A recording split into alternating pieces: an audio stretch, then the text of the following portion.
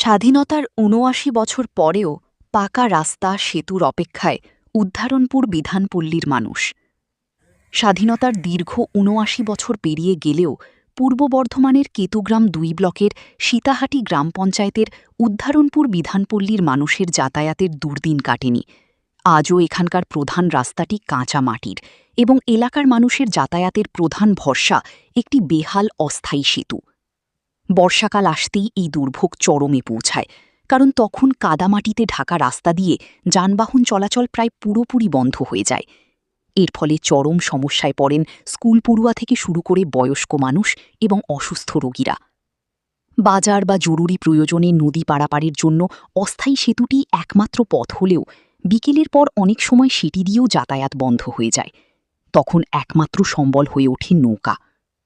স্থানীয় বাসিন্দাদের অভিযোগ, সিপিআইএম থেকে শুরু করে বর্তমান শাসক দল উভয় আমলেই স্থায়ী সেতু ও পাকা রাস্তার দাবিতে বারবার আবেদন জানানো হলেও মেলেনি কোনো স্থায়ী সমাধান।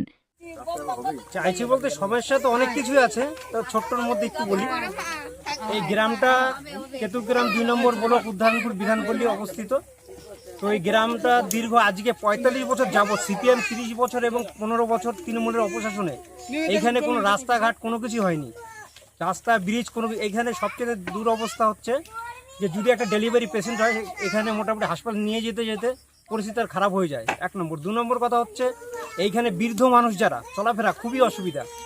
তারপর আরেকটা ব্যাপার হচ্ছে এখানে যে ৫খানা মাঠ আছে, এখানে এই ৫টা মাঠ এবং একটা স্কুল, এইখানে যাতায়াত পরিস্থিতি খুবই খারাপ এবং মাল তুলবে এখানে সব সময় মালের দাম কম থাকে, এখানে চাষিরা মার খাচ্ছে।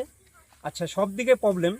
আর বর্তমান যে পরিস্থিতি, রাস্তাটা যা আমরা হাঁটাচলা করতে পারতাম, ট্র্যাক নিয়ে যা পরিস্থিতি করেছে এখন হাঁটাচলা আর মোটামুটি পৌষ মাস অব্দি যাবে না এই রাস্তা দিয়ে। তো আমাদের এই বর্তমান সরকার এবং আমাদের বিধায়ক অনাদি ঘোষের কাছে আবেদন এইটুকুই যে যাতে অতি শীঘ্রই রাস্তা এবং ব্রিজ করে সবাইকে যদি উপকৃত করেন, এইটি ওনার কাছে আমার দাবি।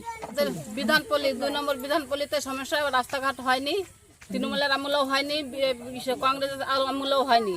এখন বিজেপি সরকার নতুন আসছে, দেখি কি হয়, রাস্তাঘাট হবে কি না হবে। আমরা হেঁটে যেতে পারছি না, রাস্তাঘাট নেই, রাস্তা নাই, ব্রিজ নাই, ভেঙে পড়ে যায় ব্রিজ, বাচ্চারা স্কুলে যেতে পারে না।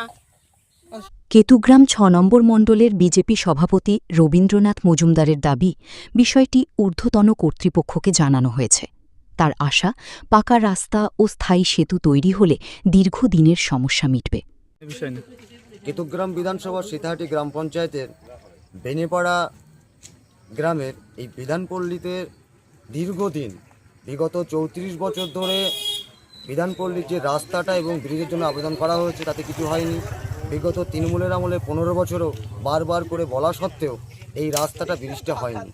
কিন্তু আমরা চাইছি আমাদের বর্তমান সরকার এবং আমাদের এমএলএ এবং ঊর্ধ্বতন কর্তৃপক্ষের কাছে এটা দৃষ্টি আকর্ষণ করার চেষ্টা করছি যেন অতি সত্বর আমাদের এই কাজটা যদি কমপ্লিট করা হয়, এই এলাকার যে সমস্ত মানুষরা রয়েছে তারা ভীষণভাবে উপকৃত হয়। এখানে স্কুল রয়েছে, স্কুলে যাতায়াতের সমস্যা, মানুষ যারা যায় এখানে ১ হাঁটুর উপরে কাদা, যাতায়াতের ভীষণ অসুবিধা, পারাপারের ভীষণ অসুবিধা, এখানে কৃষিজ ফসল যেগুলো সেগুলো বিক্রয় করার দিক থেকে সমস্যা, বিভিন্ন বিষয়ে সমস্যা রয়েছে।